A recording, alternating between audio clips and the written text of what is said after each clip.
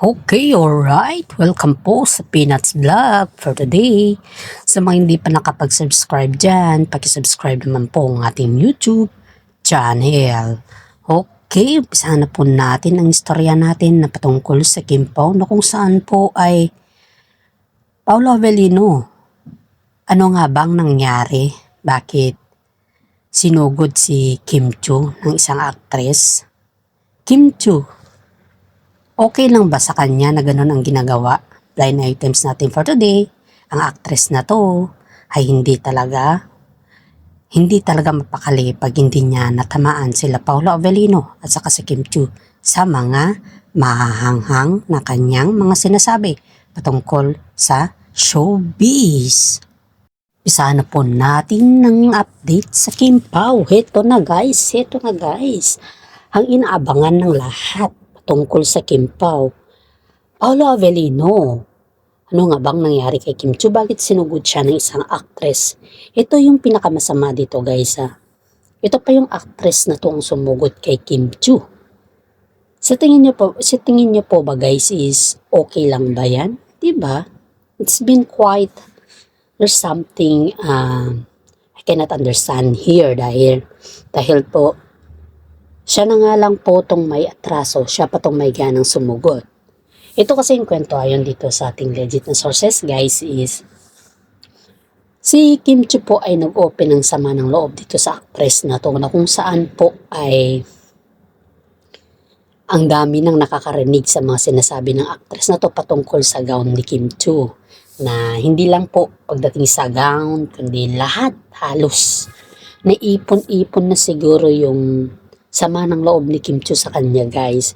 Siyempre bilang isang artista kaya mo pa namang kimkimin yung sama ng loob diba yung mga bashers, pero pag lumampas naman na sa mga limit mo at hindi mo na nakayanan ba, ikaw din ay sasabog. Kaya dito guys, sumabog po si Kim Chiu, kaya nag-open up po siya sa mga kanya mga kasama po dahil para sa ganun po ay mabigyan linaw yung actress na to kung ano talaga yung kanyang intensyon. Ayon dito sa ating legit na sources guys is talagang sumugod daw siya. Sipin nyo sumugod daw siya. Una, sumugod siya sa set.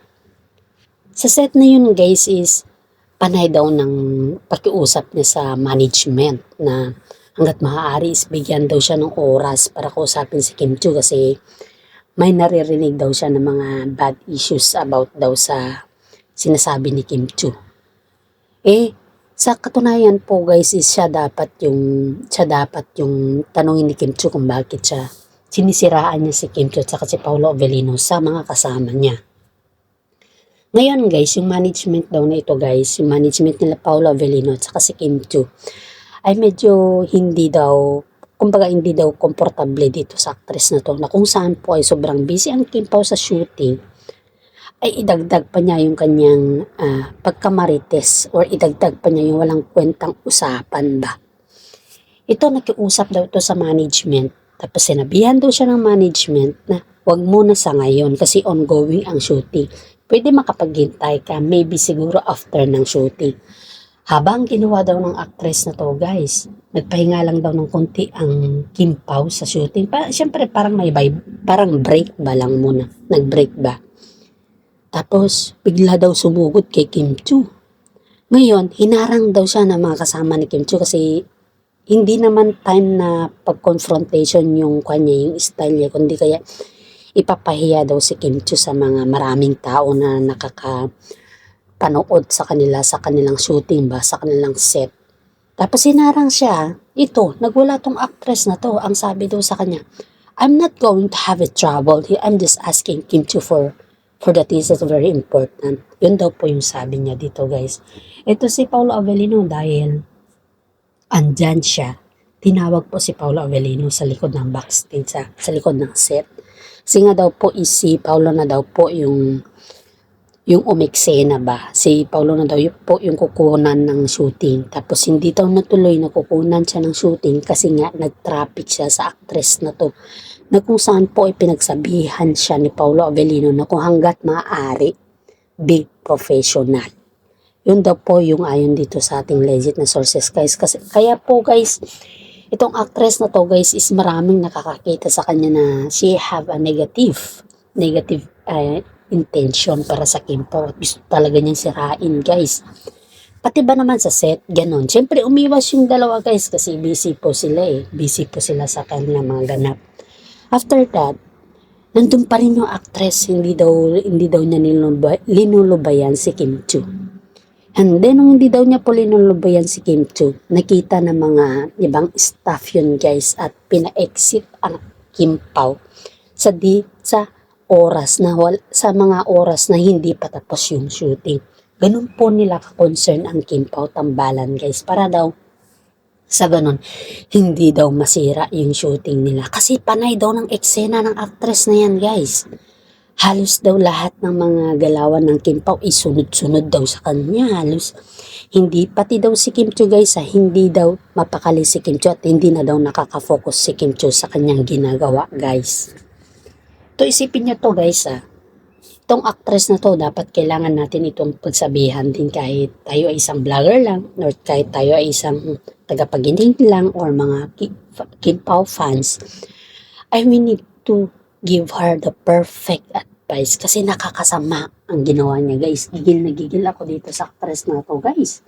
Ayon dito sa ating legit na sources guys is sabi daw ng management is hindi na daw tama yung ginagawa niya ganun kay Kim Chu dahil mismo pa sa set or mismo pa sa trabaho naggaganon siya. Disturbo na kasi ang tawag dun guys.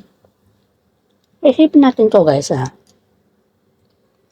ang pelikula kasi, ang hirap gumawa ng shooting. Kapag hindi kasi yan na perfect, uulitin mo na naman yan. Tsaka, siyempre lahat naman ng tao napapagod. Kahit ang actress nito, parang hindi niya pinagdaanan. Yung pinagdaanan ng Kim Pao. Masipin mo yan napaka-bad trip ng actress na to guys. Gigil ako sa kanya. Grabe guys. Alam niyo yung gigil na gigil ka na hindi mo lang talaga ang daming nagsasabi na ang actress na to is may black intention at saka sabi pa daw nito wala daw siyang balak siraan ang Kim Pao. Sa katunayan nga po sa ginagawa niya ganyan sa pagdisturbo may balak na siya simula pa pero nagtitik advantage kasi siya sa mga kabaitan ng Kim Pao sa kanya. Tinitake advantage niya dun kasi nga kontrolado ni Kim Chu si Paolo Avellino. Ayaw lang kasi ni Kim Chu at saka si Paolo Avellino nagkaroon ng mga gulo ba kaya umiwas po sila sa actress na to. Kaya paki-comment down below lang po guys kung ano yung comment ninyo dito para itong actress na gigil ako sa kanya. Heto na guys, punta po tayo sa pangalawang topic natin for today na kung saan po ay itong actress na to ay pinagsabihan ni Paolo Avellino. Itong actress na to guys is talagang pinagsabihan ni Paolo Avellino siya sa harap-harapan daw mismo guys kasi nanggigigil na din daw si Paolo Avellino. At saka isipin mo to guys kapag hindi mo daw ito pagsabihan kasi pag yung kunin mo sa magandang usapan ba, ay parang wala lang daw sa kanya. Halos daw kinuhanan nila Paolo Avellino at saka si Kim Chu ng magandang usapan. Wala. Management, wala. Mga ibang tao, wala din. Kaya kinuusap daw ng management si Paolo Avellino hanggat maaari ay pagsabihan daw nito ang actress na to kasi baka kung sakaling makinig. Itong si Kim Chu guys is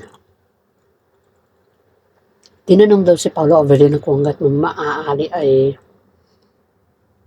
dalawa silang mag-usap or makiusap sa actress na to kasi hindi naman kasi tama yung ginagawa niya. And besides guys, nakiusap daw sila Kim Chu at saka si Paolo Avellino sa kanya. Tapos yung kinuusap siya guys, ang sabi daw, I'm willing to wait. Sabi daw niya. I'm willing to wait to confront Kim Chu. Yung pag-confrontan niya kasi guys is parang para sa akin guys hindi kasi tama Konfrontahin mo yung tao wala sa lugar na kung saan alam mo naman na nagtatrabaho pa sila na ongoing ang shooting at saka set. Di ba isipin mo yan guys, parang Pero kumbaga is nakakakuan ba, nakaka-stress. Yan daw po yung inaabot nila Kim Chiu at saka si Paolo Avellino sa set, guys. Ayun, sabi daw ng management sa kanila na don't force anything to have trouble here because we're on work. We're on work and we have a work today. Sabi daw ng management sa kanya. Kaya ito kinonfronta na. Kinausap sila ni Kim Chiu at saka si Paolo Avellino at ito pa ang sabi niya. We're friends, but why you leak all that issues? Sabi daw niya. Parang kumbaga is parang kasalanan pa ni Kim Chiu na nalik daw yung issues na ganun na yung pagsabi na yung mga pagsisinungaling niya kay Kim Chiu, guys. Parang kasalanan pa ni Kim Chiu kung bakit nag-leak daw yung mga ganun na issues. Where in fact naman na alam niya na siya naman nagpa-umpisa dun. At saka sila Kim Chiu at saka si Paolo Avellino, guys, is very controlled. Kasi nga, ang sabi ng kanilang management is wag nilang hayaan na yung emotion nila ang magdadala sa kanilang trabaho. Kasi pag ang emotion mo daw po ang nagdadala sa iyong trabaho, kapag may mga negative emotion ka, talagang babanatan ka niyan at masisira ang everyday mo. Yan daw po yung advice ng mga management sa Kimpao. Kaya nga po, sinusunod lang po ang mga Kimpao, sila Paolo Avellino at saka si Kim Chiu, yung sinasabi ng management sa kanila. Dahil nga po, gusto nila may trabaho sila at ang purpose naman nila talaga ay magkaroon ng trabaho na yung bang walang sakitan ng loob, yung trabaho lang ba, walang personalan ba. Pero itong actress na to, guys, she keep on following them. Gigil na gigil ako. At saka ito pinagdikdikan pa niya sa set na ang dami daw mali ni Paolo Avellino sa mga shooting, guys, sa mga eksena nila na kung saan po ay wala daw sa script. O andun na tayo sa wala sa script, andun na tayo, pero pwede naman dagdagan ng actor or actress ang script kung naaayon naman dun sa script, diba? You can add as long as na komportable yung mga viewers. Wala ka nang pakialam dun kasi hindi naman ikaw yung director at saka management nila. As long as na komportable yung mga viewers sa movie nila at as long as naman na hindi naman labag sa rules na hindi mo pwedeng dagdagan ang script mo. Diba? May mga terms na pwede mong dagdagan at inaaprobahan yan ng mga management. Itong si actress na to, guys, ito pati ba naman daw yung script ni Paolo Avellino? Pinakialaman? Grabe. Grabe siya. Kung tutuusin natin, this is mas worst. Very worst. Kaya ito, diba, instead na manahimik na lang ang kampo ni Paolo Avellino, guys, is pinatikiman siya ng mga mahanghang na salita. At ang sabi pa daw sa kanila, if you don't want to bash me, sabi daw niya, try to bash me. Sabi daw pala niya, try to bash me because I'm telling only the truth. That is my own opinion. Sabi daw niya, yes, you have the right to talk or to show your opinion in public. But, wag naman yung siraan mo, yung kapwa mong artista para lang sa marumi mong intention. Kung ang sikat, yung pinag-uusapan dito, kung gusto mong sumikat, gumawa ka ng tama, gumawa ka ng movie na yung bang ikaka-raise up mo naman, hindi yung gumawa ka ng mali para i-down yung kapwa mong artista. Wala ka naman mapapala dyan. Yan yung masakit dito Yung ikaw na nga lang yung tumulong, ikaw pa yung masama at gawan ng issue. And where in fact, alam naman ng actress na to na tinutulungan siya ni Kim Chiu pagdating sa mga finances, mga gamit. Di ba nakakairita, guys? Nakakairita. Pati nga itong legit na sources natin, guys, is dinamay pa ito Ang sabi daw niya dito sa legit na sources natin is, kaya daw sunod-sunuran ito kay Kim Chiu dahil may gusto daw kay Kim Chiu. Kumbaga, may intention daw kay Kim Chiu at ginagamit daw lang niya si Kim Chiu, same as Paolo Avellino. See? How can you, I'm not judging person, guys, but how can you say na ginagamit naman ang tao? Si Kim Chiu, ikita mo naman ang very supportive nila. Nandun na tayo sa mga terms na namimigay, very humble at generous si Kim Chu. Pero yung mga kaibigan ni Kim Chu is wala ka namang ibang maririnig sa kanila kundi mga yun, yung mga magagandang salita. Pero hindi mo sila mariringgan ng mga backfighter words. Not like this actress na akala mo na sa kanya na ang mundo. Kaya galit na galit yung mga ibang tao sa kanya guys kasi patuloy pa rin siyang sumisira sa Kim Pao. Kaya itong sabi nila Paulo Avelino sa si Kim Chiu sa kanya na lubayan na lang muna sila muna. And then kapag tamang oras yung pag-usapan nila, then they can settle it not in the issues na like na yung ganito, pero they can settle in a professional way. Yun daw po yung sabi nila Paulo Avelino at saka si Kim Chiu sa kanya. Aba, wala daw pakialam itong actress na to. Wala daw pakialam sa sinabing professional way kasi siya daw ay dumating sa set na napaka-professional. Yan po yung kanyang depensa guys. Kaya gigil na gigil ako dito. Blind items natin for today guys. Actress napilit na sinisiraan ang Kim Pao sa publiko pati sa set. Ito guys ay bigyan ko po kayo ng clue. Ito po ay kasama nila Kim Chiu sa shows, sa mga shows at isa rin po siya na pumasok din ito pala sa PBB guys Naging host siya ng one time lang. Pero parang kumbaga is nung pumasok siya sa PBB, start natin yung clue sa kanya kasi ito yung pag-usbong ng kanyang pangalan I know, kilala niyo siya. Pumasok siya sa PBB, na-evict siya kaagad. Siguro mga 5 na ang daming pero kumbaga sa kanya is yung palagi siyang nanonomini ba na straight niya yung nominee siya nagpapa-evict parang ganon. Pero syempre marami siguro din siyang supporters that time. Kaya hindi siya natatanggal. And then, when the last end, natanggal rin siya. Yun yung kandito. Kasi nga po, may ugali siya na hindi nagustuhan ng kanyang kasama sa loob. Yun yung ugali niya na masyado siyang matikuloso. Parang gano'n. I cannot say rather than matikuloso, mas worse pa pala dun. Ngayon guys, pero itong actress na to guys is galing din po sa nanggalingan natin na mahihirap. Kasi ako, I'm counterpart na galing ako sa mahihirap. Ako ay isang mahirap. Kaya nga po, doon ako galing at hanggang ngayon mahirap pa rin ako. Pero hindi ako pwedeng manira ng kapwa kong tao. Ito guys ngayon, nung pumasok siya sa PBB, di ba lumabas na siya, medyo nagkaroon ng madaming fans. Siyempre, nagpirmahan siya ng kontrata. Sinabak siya sa isang pelikula. At yung pelikula na yun guys, first time niya na sumabak doon. At nagkaroon pa siya ng mga ibang, kumbaga, kontrobersiya kaagad siya. Na ayaw daw niya yung role niya. Ganon. Pero siyempre yung management, putok na putok yung kanyang pangalan. Siya, grinab naman ng mga management yan. Mga network. Kasi sobrang putok yung pangalan niya before guys. Hanggang sa yung sobrang init ng pangalan niya, napunta sa mga bashers, sobrang init pa rin yung pangalan niya. Ito, pinasok sa pinagpahinga muna siya kasi ang dami nagsasabi na hindi pangit ito galing niya sa set, ganito, ganyan. Ang dami daw yung ayaw niya na papagamit sa kanya, na kailangan yun yung gamitin niya. Saka yung mga make-up niya, ayaw niya. Daming ayaw niya. Sobrang arte, kumbaga. Ngayon, pinatapos lang yung movie sa kanya, pinag-hosting siya.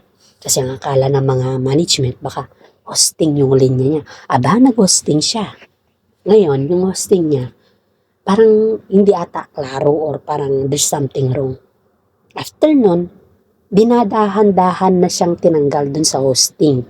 Hanggang lumipad siya sa ibang bansa, bumalik na naman after 2 years pa nagpalamig. Yun na naman, uusap naman sa management. Hanggang sa tinambal ito kay Kim Chiu at wala pa si Paulo Avelino that time. Hindi pa peer ni Paulo to. Nung tinambal siya kay Kim Chiu, okay naman nung umpisa guys. Hanggang sa may mga movie na si Kim Chiu ay parang sinusundan niya na. Doon na siguro siya nainggit kay Kim Chiu.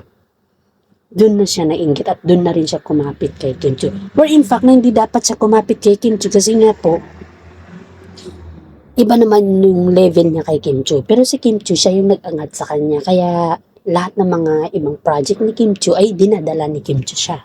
Para magkaroon lang daw ng source of income. Kasi ganun din po nag-umpisa si Kim Chiu, guys. Kumbaga, kineri siya ni Kim Chiu. Dapat to magpasalamat siya. Pero hindi, guys. Ngayon, ipapasok na lang sana siya sa lane lang before. Pero trinap daw ng management. Baka masisira ang lane lang dito. Trinap siya, nilagay sa mga ibang eksena. Pero that time is still pa rin na friend siya ni Kim Chiu, guys. Ngayon, nagkabulol-bulon na lahat. Ipag-usap daw ito kay sa mga ibang friends ni Kim Chiu na sinisiraan na siya. Kumbaga, kumakagat-kagat na siya. Bakit daw hindi daw siya naka-counterpart dun sa nila, where in fact na isa din pala daw siyang cast. Parang si Kim Chiu pa yung may kasalanan, guys, eh. Kaya galit na galit ako dito sa actress. Itong actress na to is mata pobre pa, guys. Kaya comment down below nyo lang po, guys, kung kilala nyo siya. And then I will comment it also the name. Kasi bawal po magsabi ng pangalan dito. At hanggang dito na lang po ang ating YouTube channel. At update, paki-like, subscribe at share din po para lahat po tayong makaalam sa ating update. Maraming salamat po.